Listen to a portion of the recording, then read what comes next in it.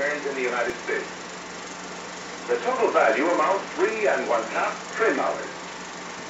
90% of all payments are made by check rather than by cash. 15,000 banks in the United States are engaged in processing checks.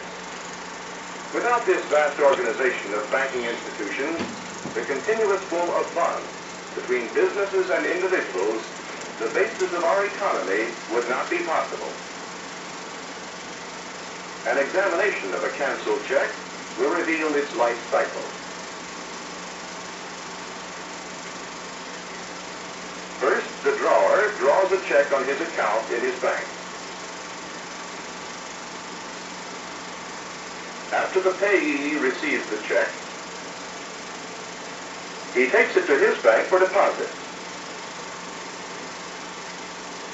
Here, the amount of the check is credited to his account. To collect the amount of the check, the depository bank sends the check to the bank on which it was drawn. The payor bank debits the drawer's account and cancels the check. Finally, it is returned to the drawer with his monthly bank statement.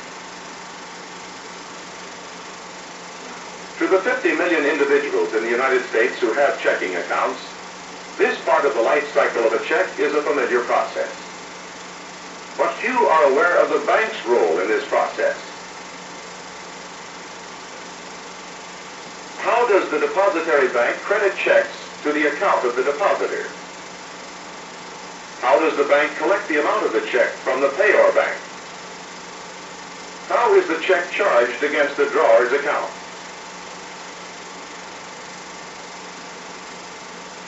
Although there will be differences between the internal operations of a bank that handles many thousands of checks a day and a bank that handles only a few hundred, the basic functions which must be performed to process a check are the same for all banks. Banks are in business to make money for their owners. They must operate in the most economical manner compatible with their size and the scope of the services they offer. Machines and banking methods practical in large banks may not be practical in small banks. Each bank adopts the system best suited to its needs. Nevertheless, there are certain principles that govern the procedure of processing checks in all banks.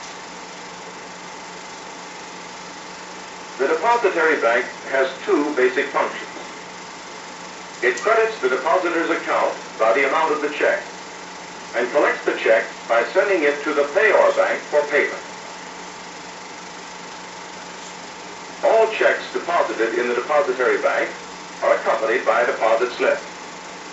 It lists and totals all the items being deposited.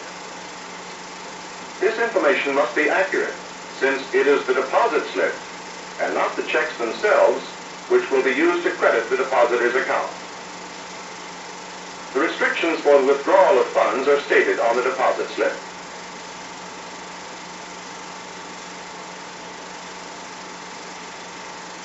Next, the deposits must be proved. That is, another examination is made to see that the amount on the deposit slip agrees with the amount of items received.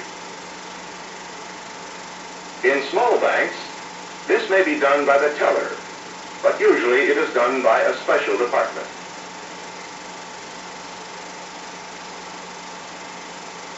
Here, the deposit slips and checks part company. As the deposit slips are collected together, the checks are sorted into rough categories according to the type of check and location of their payor bank.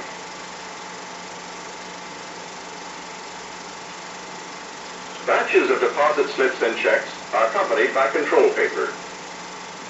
The control paper lists and totals the items in each batch.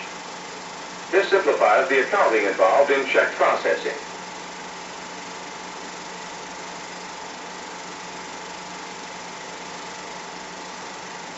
After the deposits have been proved, the batches of deposit slips are taken to the bookkeeping department.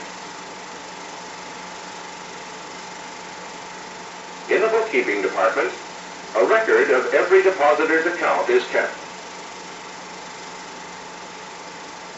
Each bookkeeper is responsible for maintaining the account records for a portion of the bank's depositors. The bookkeeper records each deposit on the proper account record, called a ledger, and determines the new balance. The depositor has now been credited with the amount of his checks, even though the fate of the checks is as yet unknown. When a large check is deposited, the bank may take certain precautions to ensure that no withdrawal occurs until the check is collected. As deposits are being posted, the second operation of the depository bank is already in progress. The checks are being processed for collection from their payor bank.